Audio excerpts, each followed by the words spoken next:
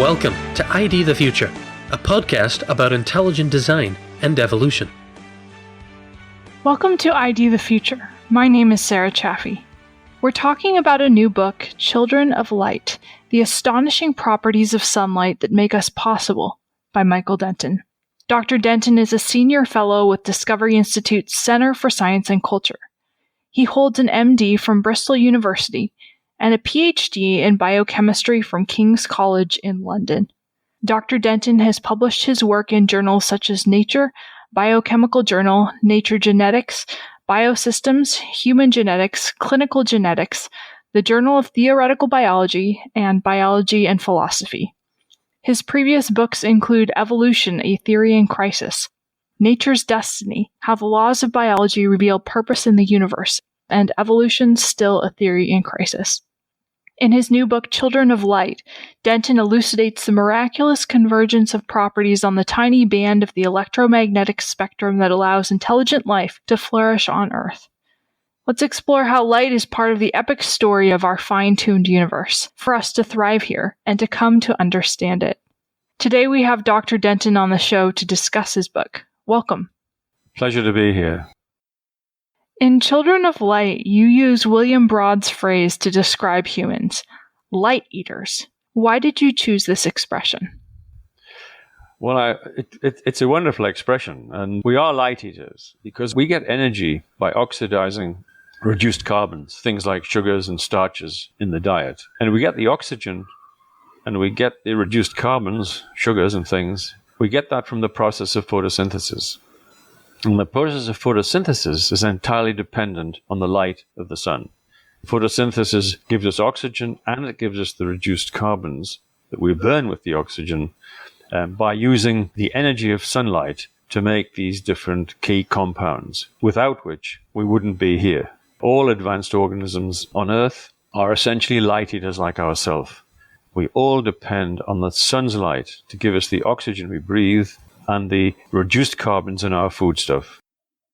In your book, you argue that our fusion bomb, the sun, emits the electromagnetic radiation that is exactly what is needed to permit life. Heat and light. Why do you find this amazing? I find it amazing because the range of electromagnetic radiation in the universe extends from high energy, very short-wave radiation, such as gamma rays and X-rays, all the way out to radio waves. And the range of these wavelengths is absolutely incredible. It's like sort of 10 to the minus 16 at one end, the gamma end, the high-energy end. The wavelengths of electromagnetic radiation are the order of 10 to the minus 16 meters. At the long end, there are radio waves which have wavelengths of hundreds of meters from one crest to another. So there's this fantastic range of different types of electromagnetic radiation from high energy gamma all the way up to long wavelength radio waves. And in this vast range, there's only one tiny, infinitesimally small band which has the right energy for photosynthesis. The tiny band which contains visual light and infrared or heat. You have to imagine the electromagnetic spectrum pulled out as a vast stack of cards, stretching from the Earth right beyond the galaxy of Andromeda. And in this huge, vast range of different types of electromagnetic spectrum, heat and light represent just one or two cards in this vast stack. I find that absolutely amazing. And what's particularly amazing about it is not that the actual radiation we need just represents a tiny fraction of this vast spectrum. The sun and a great majority of stars, with incredible fortuity, put out nearly all their energy as visual light and infrared, with a little bit of UV. The sun, for instance, 40% of the output of the sun is in the visual band and about 60% in the infrared band, with a little bit also in the UV. So therefore, the radiation you need represents one playing card in, as it were, a stack stretching out beyond Andromeda. I find this absolutely amazing, a staggering element of fortuity in the nature of things, which makes photosynthesis possible And hence it makes it makes possible the light of the light eaters like ourselves. So maybe you could share with us just a few of the other ways that things are finely tuned in the universe for creatures like ourselves. There's a lot about it in the Privileged Species video. Well, our life doesn't just depend on the fact that the stars put out the right light for life. It also depends on a vast additional suite of elements of fitness in the order of things. For instance, we are warm-blooded organisms, and we maintain a body temperature of about 37 degrees centigrade. We can only maintain our body temperature at a constant level and get rid of the heat that we generate from the burning of reduced carbons in oxygen, that's oxidations in the body, because of the properties of water. Water has a very high specific heat, which means that it makes it easier for us to maintain our body temperature at a particular level. But more critically, it has an extraordinarily high evaporative cooling effect. You know this when you come out of a swimming pool and there's a slight breeze, you feel freezing cold. That's because the water is evaporating and cooling you down.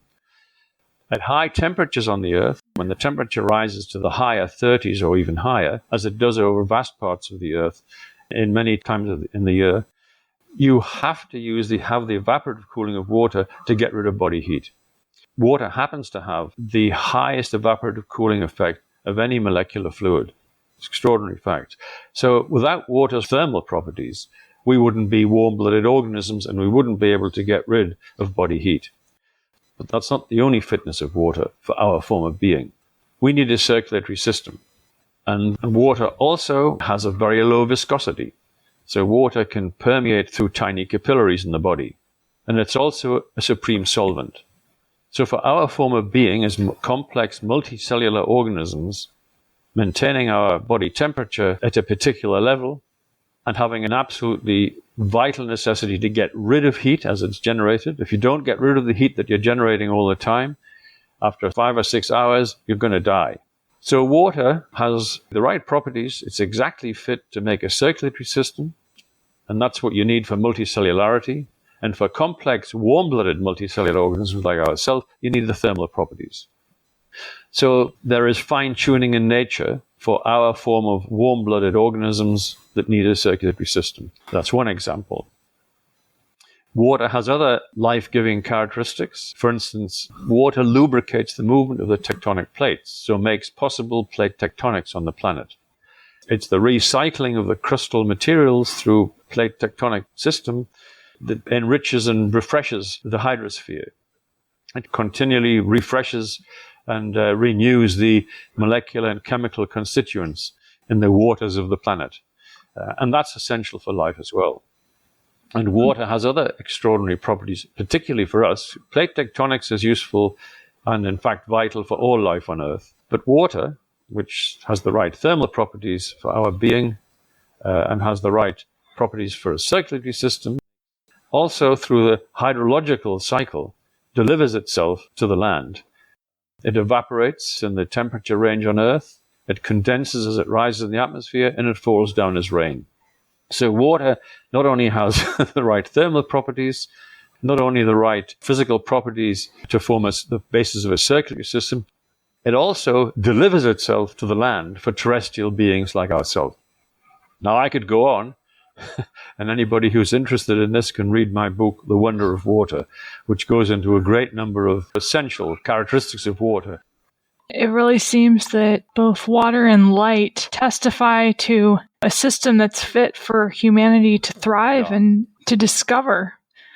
Yeah, I said earlier we're light eaters. And we're not only light eaters, we need water, as you say.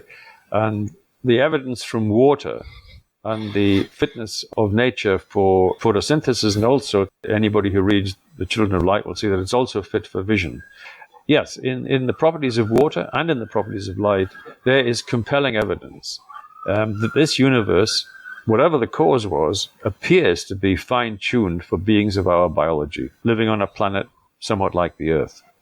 The evidence of science, and this is essentially a scientific discovery, the evidence, as I see it, is pretty compelling. As I say, whatever the cause is, if it's God, if it's whatever it is, but the universe is uniquely fit for advanced carbon-based life forms like ourselves, burning their reduced carbons in the body with oxygen generated by photosynthesis, living on a terrestrial surface of the planet, which is water because of the hydrological cycle, and also actually water in tectonic cycling creates the light granitic silicate rocks which make up the continental crusts, and that's why we have continents.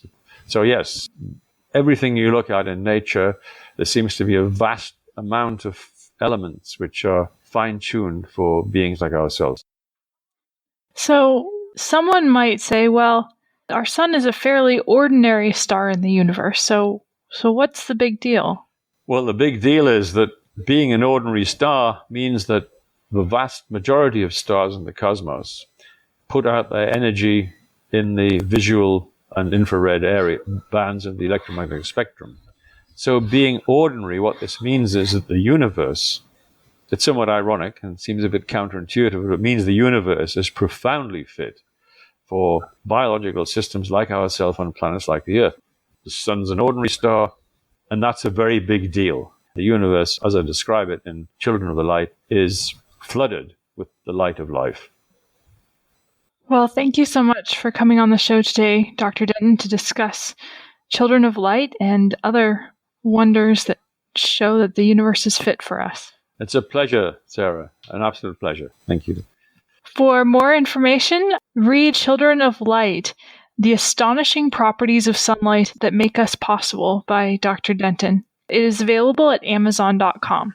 For ID the Future, I'm Sarah Chaffee. Thanks for listening. This program was recorded by Discovery Institute's Center for Science and Culture. ID the Future is copyright Discovery Institute. For more information, visit intelligentdesign.org and idthefuture.com.